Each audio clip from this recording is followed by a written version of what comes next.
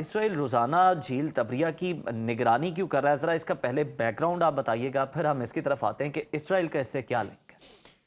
یہ جو جھیل ہے جس کو بحیرہ تبریہ بھی کہتے ہیں، دی سی آف گلیلی بھی کہتے ہیں، یہ اس وقت اسرائیل کے کنٹرول میں ہے، اس سے متصل علاقے کے اندر ہے۔ اس کا جو سرفیس ایریا وہ 166 کلومیٹر اسکوائر کلومیٹر ہے، اور جو اس کی میکسیمم ڈیپتھ ہے وہ 48 میٹرز ہے، اور جو اس کا ہے اپنا کیا کہتے ہیں سمندر کی سطح سے نیچے ہونا، یہ دنیا میں سب سے نچلا سمندر ہے جو سب سے نچلی سطح پر ہے، یعنی عام سطح سمندر جس کو ہم کہتے ہیں نا سی لیول، اس سے 209 یا 210 میٹر یہ ڈاؤن ہے۔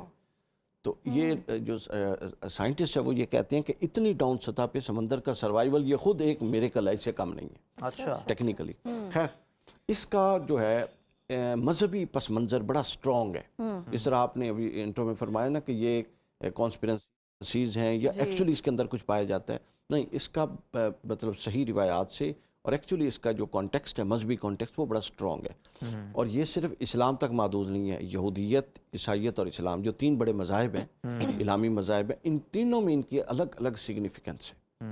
یہودیت میں ان کی سگنیفیکنس یہ ہے کہ یہودیوں کا یہ ماننا ہے کہ جب وہ فلسطین، مصر سے ہجرت کر کے ارض مقدس میں آئے تھے یہاں پر، تو پہلے ان کے دو قبیلے جہاں آباد ہوئے تھے وہ اس نہر کا کنارہ تھا، اس جھیل کے کنارہ تھا۔ اچھا، ٹھیک ہو گیا؟ تو وہ نفتالی اور ایک زولون، دو ان کے قبیلے تھے جو وہاں پر آباد ہوئے تھے، اور یہ دونوں قبیلے اس وقت بھی اسرائیل میں سب سے سٹرونگ ہیں کاسٹ یا اس حیثیت کے۔